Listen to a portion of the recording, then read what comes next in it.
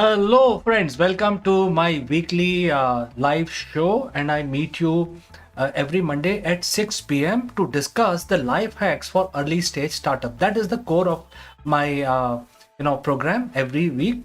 So, welcome you all to this live stream. I am live on all social media, and today we have a very important subject to discuss, and that is about uh, various misconceptions about AI, because AI is a topic which is on everybody's mind. What is going to happen? Will I lose my job? What will I do? The future looks very bleak, and this is a topic for our discussion today. And by the way, I'm live, so you can actually send in your comments, your questions, and your comments and questions will get displayed on the screen, and I can take your name and address your query. All right. So before I start the discussion, let me tell you, today's discussion is divided into three broad segments. One is the misconception. What is that you are thinking, which may be right, may not be right. The worry may be right, may not be right. But what are the major misconceptions all of us have today? So I would like to basically spell out all of those misconceptions, and then moving forward from misconceptions to where all the AI and the type of jobs that may be available in spite of AI being available in your company, in your environment, etc. And lastly, we have heard the upskilling. Upskilling is such a abused word today. So what you can do to upskill so that you can actually stay relevant. So three broad sections we have in our discussion today. By the way, you can interrupt me anytime and ask any question related to this subject or anything related to business. I will stop and I will address your query. You can also give in your comments in case you agree, disagree with what I am telling you. You can actually comment on this live stream, and your name will get displayed. I will address those comments from whichever social media you're joining me today. All right. Before we begin further, a brief round of introductions. My name is Chandrakant. You can call me CK in short. I am the co-founder of Akulmach Technologies, and Akulmach Technology is now a 2-year-old, beg your pardon, 6-year-old company. We are also running a video channel like this one, and we actually specialize in making sure that the startup community and the SME segment anywhere in the world sell better, faster. And I'm the co-founder. I have a team which actually help our clients to do that. Going forward, a brief introduction on Akulmach. Akulmach.com is the website. You can actually visit the website and explore further. As an organization, we have 60,000 connections on social media, and these 60,000 connections are the decision makers who can actually decide to buy or sell things for your services. And these 60,000 connections, which are direct connections, result into 10 million second degree connections.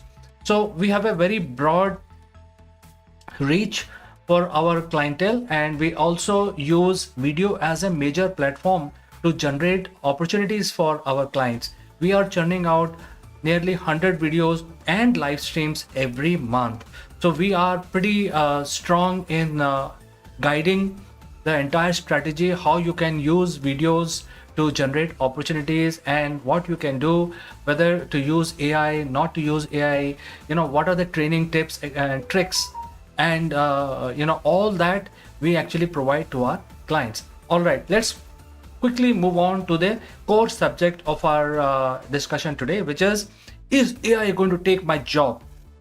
All right, and therefore we are all feeling very anxious about AI and automation, because wherever you go, you keep hearing about the the news about such and such company firing 1,000 people, and another company firing 2,000 people because they are going to AI. A lot of automation, a lot of efficiencies are being built. Therefore, humans are losing the job, and that is a very big anxiety, especially among the people who are very young in their career, and especially the freshers, the pass out who have just started their career. And that is one of the worry, because if they do not find jobs, and if their jobs are taken by the AI, where is the question of generating all the experience that they would need later on in their career? So the starting point is such a big issue at this point in time among youngsters. So, and it's a very big broad segment, you know, at least 20 to 30% population of the world is falling into this bracket. So it is a major worry. At least 20 to 30% people are now really worried what is going to happen next year, what will happen, what is going to happen in next 5 years and a decade. Right? So these are the major concern points. So AI is, already here. AI is living again among us, and they are already AI bots have already started doing so many things. There are, the taxation which is which is using the AI. There are a whole lot of different, even the government programs are using AI, because the implications are huge, and to bring in the efficiency and automation, different programs are using AI, which is a reality. So we have an anxiety, and is it a reality? Of course this is a reality. So the future of works will be defined by the AI as we know it, and believe it or not, we should accept this. We should accept this as a reality, but that AI is here, and we are humans. We are supposed to be much smarter than AI, and AI is going to be here. The AI bots are going to make our life even more simpler, and that is the starting point. I think that is where we must all start. And let's not look at, it's an anxiety. It is an anxiety in everybody's mind, that is no doubt. However, let's not convert that anxiety into fear. And my intention today is to basically, for all of you who are watching me live or even later on, to overcome this anxiety, and let us not turn this anxiety into fear, because that is going to be very, very bad for our personality. Therefore, we need to learn to live alongside the intelligent machines. India is on the forefront of this development. There are many startups today in India which are doing AI development for the emerging markets. So what are the emerging markets where the AI is immediately deployed? The emerging markets are healthcare, education, and e-governance. Straight away, there is lot of dearth. What AI is doing today is what the IT industry did 20 years back. So IT industry basically changed the world as we know it today. The same kind of revolution is going on with AI development. So this also means for the IT companies to also transform into generating AI technology, learning, machine learning, etc., etc. So all of those things are going on the side. There are at least 30,000 to 40,000 companies. Some are mid-sized companies, some are startups. They are all indulged in AI development. So if a company which exists today and they call themselves an IT company, if they are not doing AI development, they are actually missing the bus. So that is for sure. Therefore, when such large pool of expertise is now being deployed in fact, the work started in 2023 and we are now in 2024, you would see tremendous changes because of all these development will start rolling out in the field, and we start seeing the effect of all of these development really in front of our own eyes. And all of this will be driven mostly by the Indian companies and of course Silicon Valley companies. But in Silicon Valley also, it is all flooded by Indians. So India is going to drive this AI revolution forward. That is point number one. And believe it or not, we will have to learn to accept that AI is going to be with us, going to make our life simpler. There should not be any threat. We should not be anxious. We have to find our way. We have to basically steer our way in an appropriate direction. Therefore, we are actually, especially in 2024, we are sitting on a crossroad, because there are a lot of questions, especially in the youngsters' mind. And undoubtedly, youngsters normally get the guidance from their teachers and also from their parents. None of these entities have any idea. So, looking back at my own life, I used to learn from my teachers, or I used to read a book, or I used to basically learn it from my parents. But in today's context, when we are basically talking about AI, none of the entities can actually guide you. That's a reality. Nobody has an experience to tell you that, look, this is going to happen. In fact, if you discuss with any of these entities, which is parent, teachers, or authors, or the books basically, they will actually make you more anxious, because you will learn that these entities are actually more anxious than you are. So the reality is that nobody has a clue what is going to happen, and that is why I'm actually coming live with you to discuss these very points, so that you are not anxious, and at least you know which way to steer yourself, so that you can actually remain relevant. So there are many misconceptions, and before I go forward, I felt it is important to clarify these misconceptions, at least mention these misconceptions, and whether we have solution for these misconceptions, that we will see, but at least spell out these misconceptions about automation and AI bots. So let's go to number one misconception. The myth is AI is going to steal your jobs. That is a number one misconception that is in everybody's mind, whether you're an old person, or you're a young person, or you're a middle career manager. There will be a time in your career where there will be a machine which will be much more efficient than you and will take over your job. Then what will you do? That is one of the myths. So let me debunk this myth. What happens is that the AI is created by humans. That is point number one. As I told you a moment back, that there are at least 30 to 40,000 companies in India which are involved in AI development as we speak. So there is a lot of professionals who are actually creating AI bots, all kinds of technology in edtech, in fintech, in medtech, in these areas, and also e-governance. And also why not talk about defense? Because that is a very, very classified area. But then the IT professionals are also working for defense. There are a lot of AI being used in defense infrastructure and all that. So these are the emerging areas where immediately the technology which are being developed by the humans is going into these business segment. So flip the coin. The myth is it's going to take my job.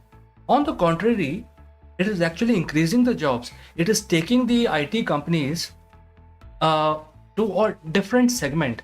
They continue to do what they were doing 20 years back, but now they are doing very super specialized work. And these 30,000 companies or 40,000 companies, and maybe similar number of companies in Israel and in Silicon Valley are basically doing something. They are generating revenue. So where is the question of losing my job? Of course, there will be a realignment. That undoubtedly is going to happen. There is going to be a realignment where your job as human, you have to think out of the box. We'll come to this point.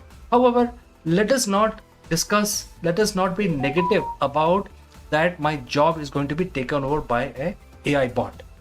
That is a myth, because if you upskill yourself, if you train yourself to do something creative, there is always a job for you. Maybe not the job that you think of, but there is going to be a job. There is going to be something where you can deploy and earn your livelihood. That is myth number one, and I want to debunk this. Let's go to number two. Number two is that AI is super intelligent and can do anything, because there is lot of lack of information that is floating around today, and a lot of these movie business, they are creating such a situation where they show AI as if your friend or an enemy. They have the ability to think more efficiently than you. Sometimes the movies show that these AI guys or the bots or the androids are thinking much more emotionally than humans. All of those things are a myth. I tell you a simple thing. AI is controlled by humans. That is point number one. Nobody is telling you all this. AI is controlled by human. AI is working on the data which the humans have gathered over 6,000, 10,000 years of their existence. AI is using the same learning what humans have gathered in last so many years. And there is a training process involved when the AI is actually starting working for you.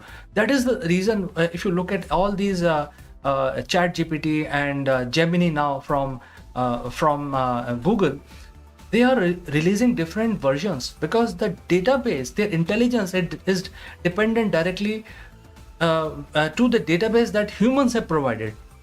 So if you do not provide them information, the AI will not know what to do. So many times, as a layman, if you give instruction to chat gpt or Gemini of Google, many times it actually throws back at you saying that, look, you have asked me to do this, but I can't do this. Why the AI can't do that activity? Simply because AI does not have information to take any action. So the clarity is that it is a myth. AI cannot do everything. It is you as human who can do everything. You have the ability to think intelligently.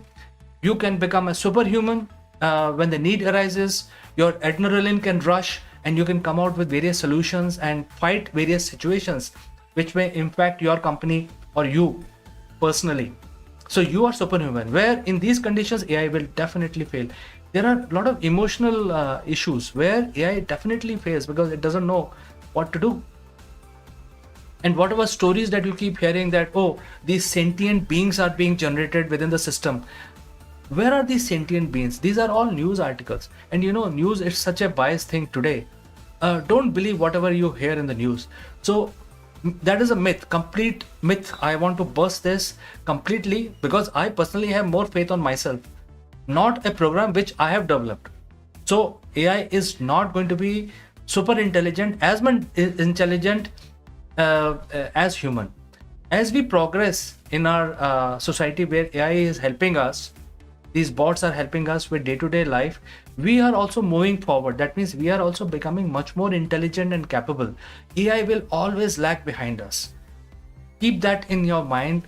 If you have this misconception that you're going to lose job because AI is going to be much more efficient and they can do everything, so where is the question? I will be deployed. That is something which you should not have as a misconception. Let's look at quickly on the next one. AI is unbiased and neutral. Now, this is something which is very tricky to address, but it is a myth. It is one of the myths which I felt it is important to talk about here in this live streaming. We feel that AI may come into all walks of life, including doctors, and we keep, that's a reality. Some bit of it will definitely get into all kinds of business areas. However, when it comes to legal system, we keep hearing that AI will come and replace the lawyers or judges. So if that happens, then AI will decide various cases. Can that happen?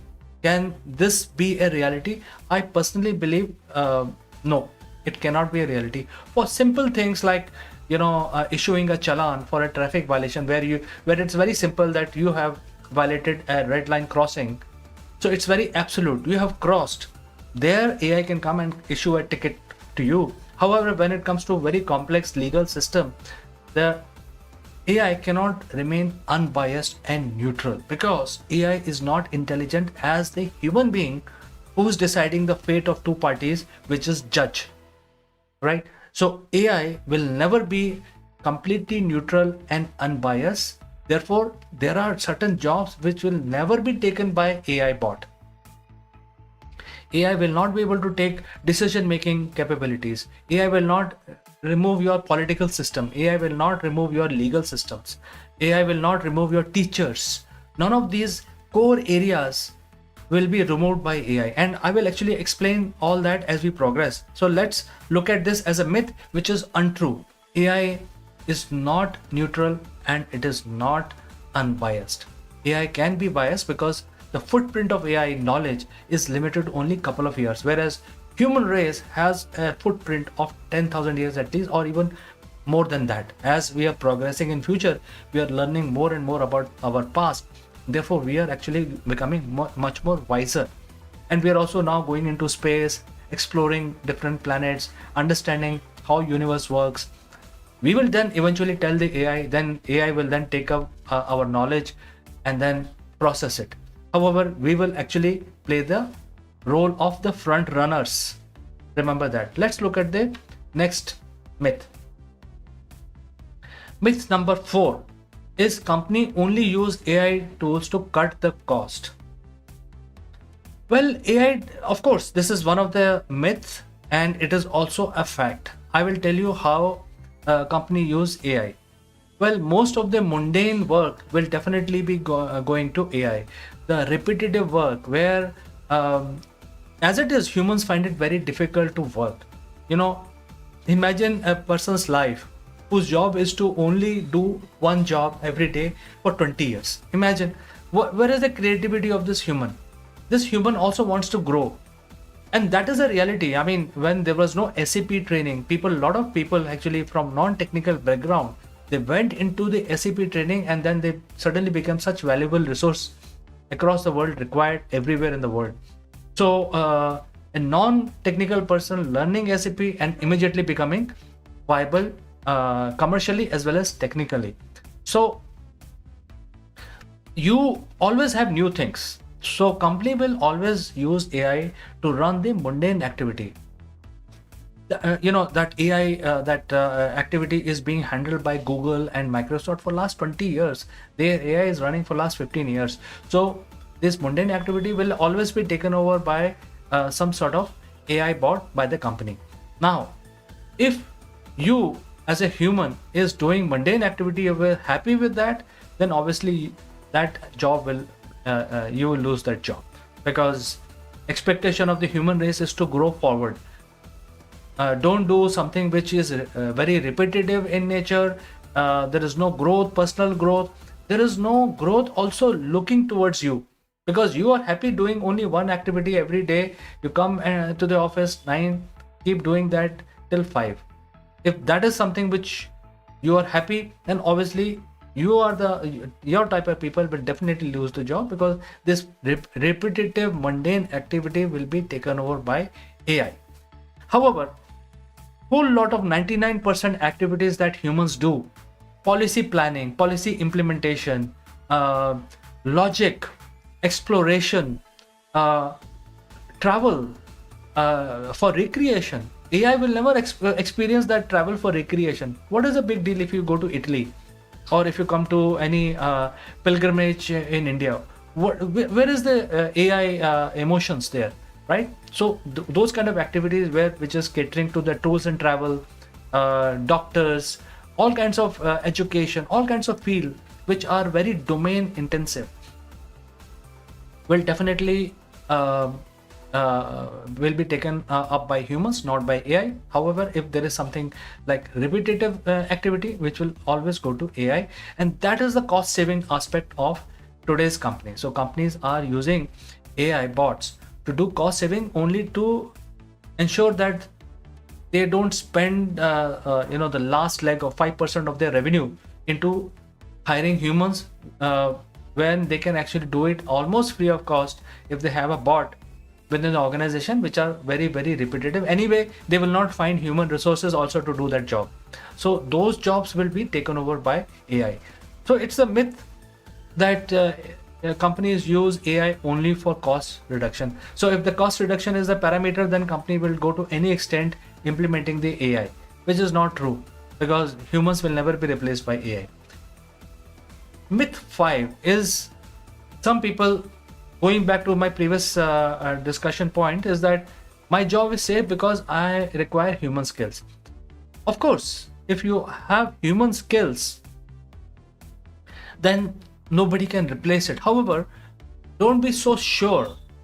It's a myth that your job, if it is very repetitive in nature, even though it's a human skill, AI will come in and take over the job. For instance, the front office clerk, right? Front office clerk. Now the front office job is to basically take appointments. Customer walks into a bank or a hospital where you actually give appointments to a doctor, or do something else, right? Where in today's environment, people can actually book the appointment using the app on their mobile phones. Where is the question of they are calling anyone, calling the call center and booking an appointment, when they can do it in less time using the app in their mobile devices. So obviously, these are the things, even though you are having a human touch and human skill, but that job is going away.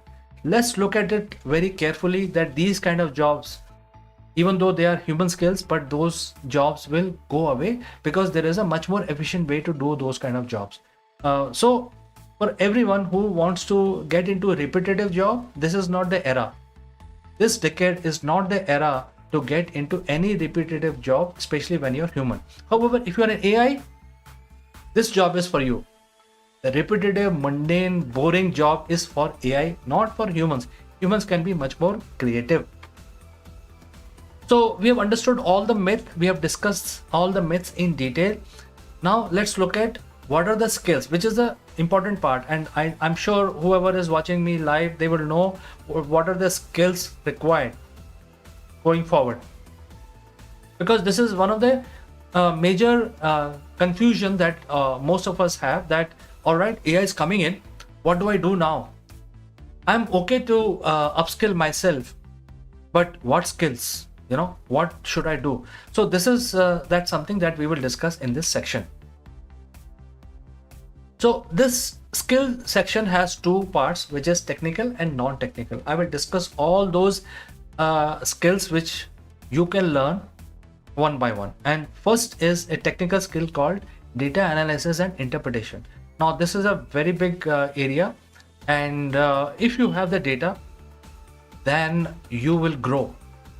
Right? If you are a CEO of the company, you know how important it is for you. There was a time when people used to spend thousands of dollars. They used to give it to the analyst companies because this data is so valuable, and the analyst company would actually use various very expensive analysts to collect the data over a year. Then they spend a lot of time, they have actually spent a lot of money, energy, and they have come up with a specialized report which organizations can buy from them and then plan their next year. This was the normal trend for last many decades actually, where you actually buy from the analyst thousands of dollars. These are not cheap reports because they would have done the compilation of the data. Therefore, this data is very valuable. Now, if you are a CEO of the organization, the data, if it is available in front of you, you will be able to make right decisions. Therefore, somebody has to give you the data. There are a lot of business analytics tools which are there, but then do you know as a CEO how to use those data analytics tools? Do you know how to configure them? Do you know how to make out anything in that report? Right? Can you tell an AI, hey, I need this report, go and generate it? You will have to tell it to a human. What do you expect as a leader, as a CEO, as a vice president, as a politician? You will have to ask for the data from someone who understands what you expect. Because if you rely on AI to give you the data information, then it will take forever for you to explain to AI, because then AI will keep coming back to you saying that, oh, I don't understand, what do you want? On the other hand, if you tell a human colleague of yourself, they will know exactly in 10 minutes, and probably they will take one day to design a new model and give back the data to you what you want. And that data may be very valuable for you, so that you can decide next level business decisions using that data. So data analytics is very important. Now data analytics are required in weather forecasting, in defense, in education, in healthcare. For instance, when the COVID breakout happened, we had the solution in like 6 months. We had the prototype of the vaccine in 6 months. How that would have happened? Because there were a lot of data analytics models which were running, trying to run various permutation combination to come up with a vaccine for the virus, to eradicate the virus. Look at the previous experience when there was no AI. The vaccine would take at least 10 to 15 years to get perfected, and many rounds of testing. Then after 10 to 15 years, people will start getting vaccination, and by this time, millions of people would have died. Whereas in case of COVID, we had the solution in 6 months because there were a lot of data analytics, AI driven models were running, and every major country was able to generate a vaccine and give it to other countries, whether charged or free of cost, whatever. So in healthcare, this was one of the major example of how the data jobs, data analytics jobs are in great demand. The data analytics scientists are required everywhere. So if you are thinking of upskilling yourself, this is one of the premium segment which you can look at. This segment is evergreen. Data analytics and machine learning segment is evergreen. Even after 50,000 years, this role will always remain with humans. However intelligent AI become, they will never be able to give you the data that you desire, because human imagination is tremendous and the CEO can demand any kind of data. AI will only provide what it knows, whereas human can come up with solutions and give you the data. All right. What is the next one? Cyber security. Now, cybersecurity is a very vast field where you can become a cybersecurity expert, where you actually implement the security parameters. However, there is another area which is training others how to be cyber secure. Because cybersecurity is becoming very, very important. For instance, we are talking about putting the chip in the brain. Now, when you put the chip in the brain, any technology can be hacked. So does that mean that your chip can be hacked? You can be manipulated, So the way we are progressing forward, there is going to be a lot of components which will get into you, will help you, and you have to ensure that they are completely secure. There should not be any virus, any malware, any intrusion of any kind. Therefore, cybersecurity is becoming very, very important. So if you are trying to upskill yourself, this is one area. There are two segments here. One is actually implementing cybersecurity. Second is training other people. Both areas are exploding at this point in time. So if you want to upskill yourself, this is one area which you can do it. Even in business, if you are a cybersecurity expert company, you have ready business, and the way the cybersecurity business works is that the customer keeps coming back to you again and again. So there is no dearth of losing out any customer. So this is one area.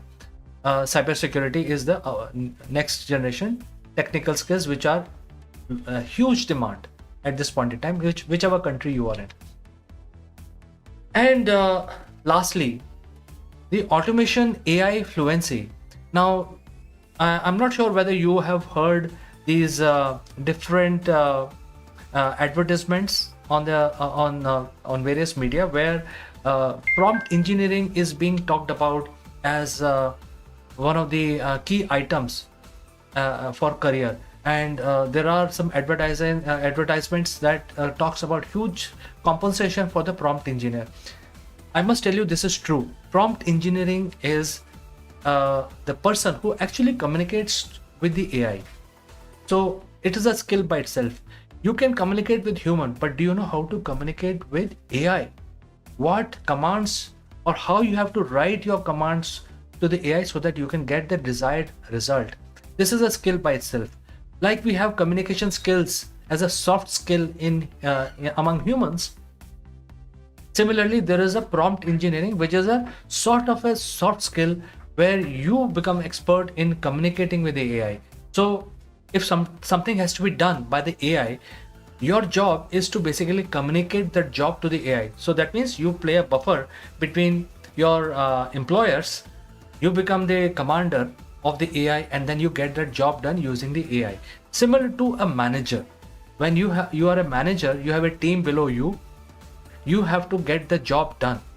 The only difference here is that you are the manager of AI and you have to get the job done by asking AI to do what you want it to be doing.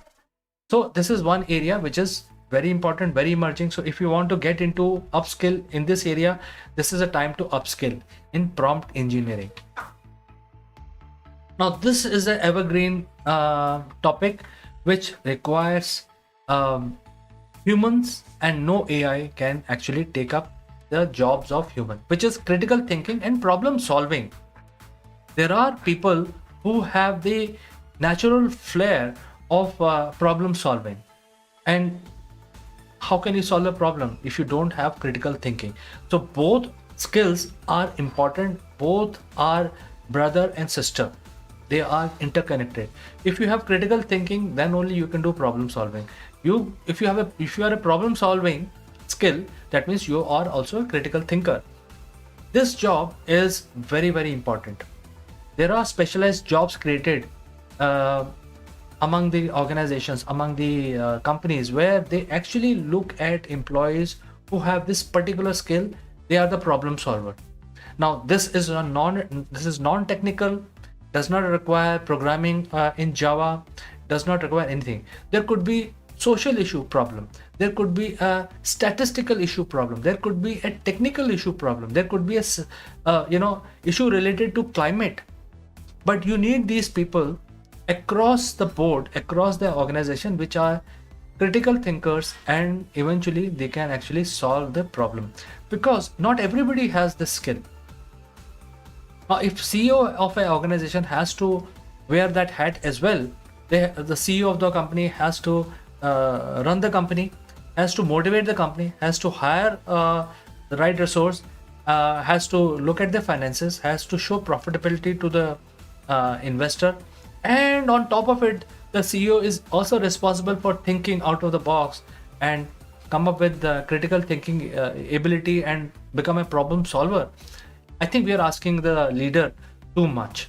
Therefore, this skill is something which is very specialized, will always with human. So if you are thinking that critical thinking ability is something your cup of tea, this is one area which you can apply and start earning a lot of money, because this skill will always with humans even after 50,000 years. All right. Communication and collaboration.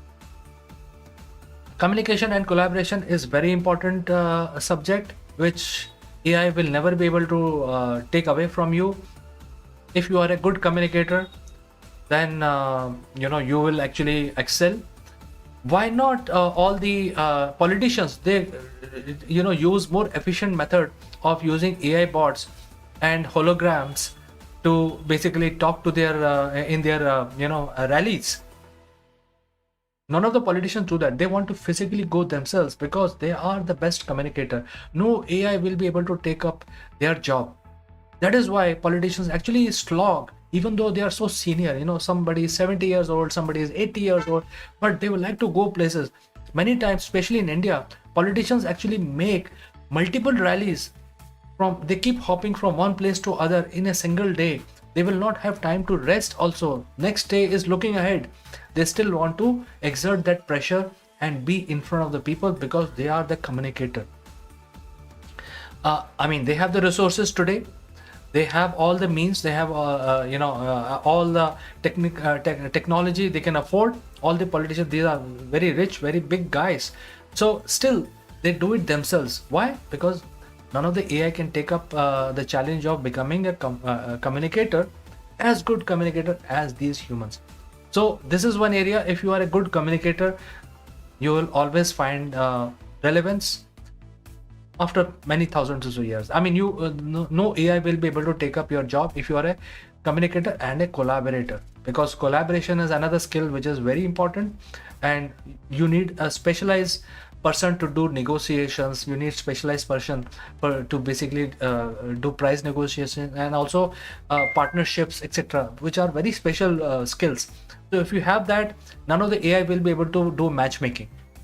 That job will always be with humans. So this is one area which will help you to upskill. Creativity and innovation. And now I'm taking you back to where I started. Creativity and innovation, that is a forte of humans. Humans always are very creative. If Mozart was composed a beautiful music 300 years back, we have many examples after Mozart, many examples, and different types of music, with whether it is blues, R&B, rock, or even classical music. There are so many different musicians who have come up with their own symphonies and created stir. That is because Mozart generated some symphony which is amazing. However, there was better stuff to be done. There were more innovation required. There was more creativity required. So the next people, the next generation people, they were much more creative. They were much more innovative. This is just an example, but this creativity and innovation cut across the industry. You can be a carpenter, but can you be creative? For example, today people prefer flexible furniture, but do you know how to create this flexible furniture? None of the AIs can actually create that. If you so it cut across, innovation and creativity cut across the entire industry, and this is one area where AI will always fail and humans will always excel. Humans will always excel. None of the AI will be able to compete with you, because AI is being taught what you already know. From where AI is learning? AI is learning from human experience. So you already know that. That is why AI is doing repetitive job much more efficiently. That is the value of AI. Therefore, if you are creative, you will always make a lot of money. You will have a fantastic career. And if you are an innovator, even better. Now, this is one area which will never be taken up by the AIs, which is the emotional intelligence. Emotional intelligence is entirely a human skill, because the emotional intelligence is to basically find your way, considering the complexities of human interaction. That is where, how do you basically manage emotions intelligently? AI will only know one aspect. If A is equal to B, answer is C, right? Or it could be D. But it will not go beyond the imagination. Whereas this emotional intelligence is something which is in every human. And humans will be able to decide on the fly what is good for you in that moment. Maybe wrong after half an hour, or maybe wrong 30 minutes back. But in that moment, you know that if I take this decision, it will be right. And this is an activity of the emotional quotient that every human is born with. No AI will be able to replace this emotional intelligence, especially when it comes to students, teaching the students, etc. They require a lot of hand-holding. There could be special people with a lot of emotions sometimes, very aggressive or very passive people, they are born with that. So how do you handle all of these things? None of the AI will be able to do all this. This is a job of a human being who will bring all different kinds of people together. Let's look at marriage. Do you think you can marry an AI? Considering the marriage is a very emotional subject, nobody can marry an AI, because you can probably have an AI to look at the mundane activity in a household, but to have a partner, to have a spouse, you definitely need a human. So this emotional intelligence kind of activity will always be with humans. And lastly, the domain expertise. Domain expertise is such an important skill. If you are a banking expert, if you are a SAP expert, if you are a finance expert, if you are a healthcare expert, these are some, if you are an oil and gas expert, these are the domain examples of some of the domain expertise. If you know your subject, then obviously you are in the forefront of being a domain expert. And therefore, in my own career, I've seen domain expert is a designation. Companies hire domain experts so that they can get guided towards that domain if they are working in that domain area. For example, if there is a company that is working in the learning area, teaching area, they would definitely need a domain expert to guide them. If somebody who has actually been there, done that training of students of all kinds for last 20 years, so these people will always fit into the domain expert area. Their salaries can be anything. Chip designers. How do you design the next generation chip? Can AI do it? Because AI is inferior than you. AI is learning on your experience only. If you don't know, how AI will know? So first human have to know, then only AI will know, right? So if you are a domain expert, then you are very valuable, and nobody can take that knowledge away from you or replace you. That domain expertise will always be in demand. Therefore, domain expertise is an important skill to have in this decade, in starting from 2024 and in this decade. Please, these are the areas which I have told you are upcoming, and if you are upskilling yourself, then definitely these are the areas which will help you build your career. Lastly, adaptability. Adaptability is a completely human skill. None of the AIs or any of the intelligent computer program will be adaptable. They will be very mundane in their approach. They will not be flexible, adaptable, wiggle around various complex situations, still come out victorious, and so on and so forth. So adaptability is one area. Not sure this is a career. At least I don't have that foresight that adaptability will become a career, but it's a very good skill to have. Maybe after 2030, adaptability can be a career. For example, problem solving is a career today. Who could have imagined that problem solving would emerge as a major area, critical area today in this decade? 10 years back, 10 years back, if you would have said that I'm a problem solver, people would have said, okay, I don't need you, I need actual skill. Do you know Java? Do you know how to balance the balance sheet and stuff like that? But today is a real thing. So who knows, after 10-15 years, adaptability become a critical skill. So continue to be adaptable, because that is your critical area as a human. Now, the last section is actionable steps that you must take while upskilling yourself. So I will go very quickly on that, because I think a lot of points I've clarified already. So upskilling is an important aspect, but before you start your journey to upskill yourself, you must know where you want to take yourself. What is your life's journey? And to do that, you need to basically take some time out, maybe a week or so, and start thinking what you want to do. What is your core area? What is your core strength? Everybody has to do that.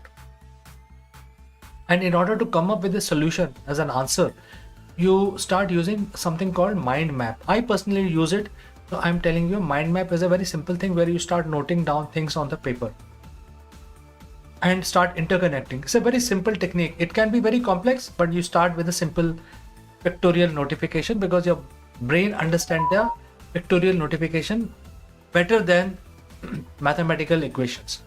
So start using mind maps to come up with the solution. Take time out and try to understand where you stand, where you want to go. So make sure that you have that.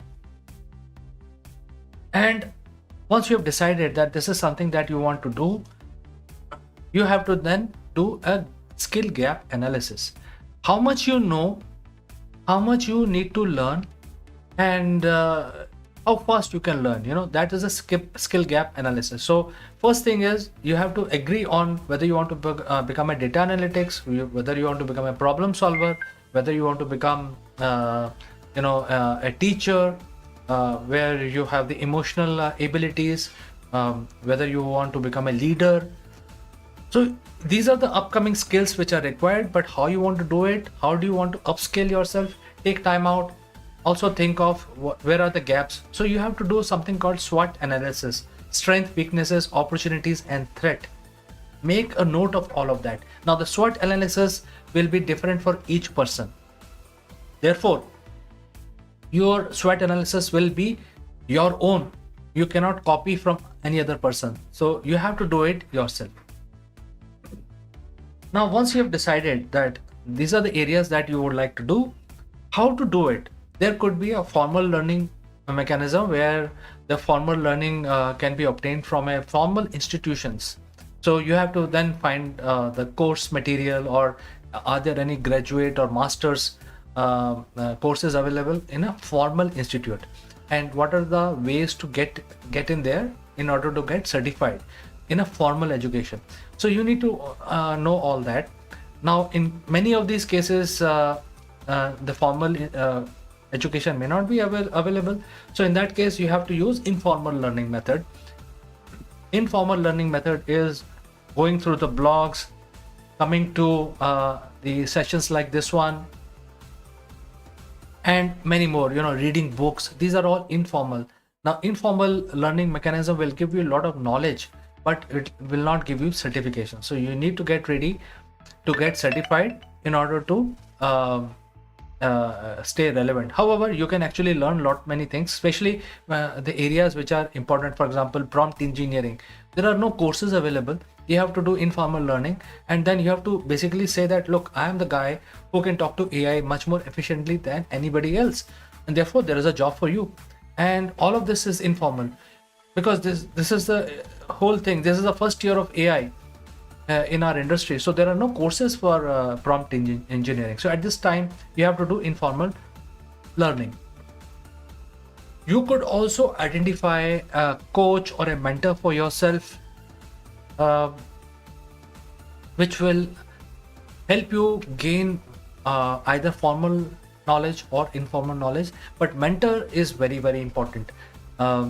People think that mentors are not so critical, but mentors are absolutely important. Mentors actually help you steer in the right direction. They channel your mind in the right direction. It's like inception, indirectly the mentor role is to basically push you towards achieving that goal. And if you do it on your own, I'm not saying that you can't do it on your own. You can, but if you have a mentor or a coach, the journey for you will be much more simpler. There are no pitfalls. There is no sudden surprise, because the coach has already gone through various failures in his life. So he is much more wiser. And that is why he is a coach and he is mentor. So look for a good mentor and a coach, because your journey will be much smoother if you have a coach guiding you through. Another method is, especially for the technical resources, you could actually contribute to open source projects. Now, the open source projects will not give you any financial returns, but this will actually add tremendously to your experience, exposure.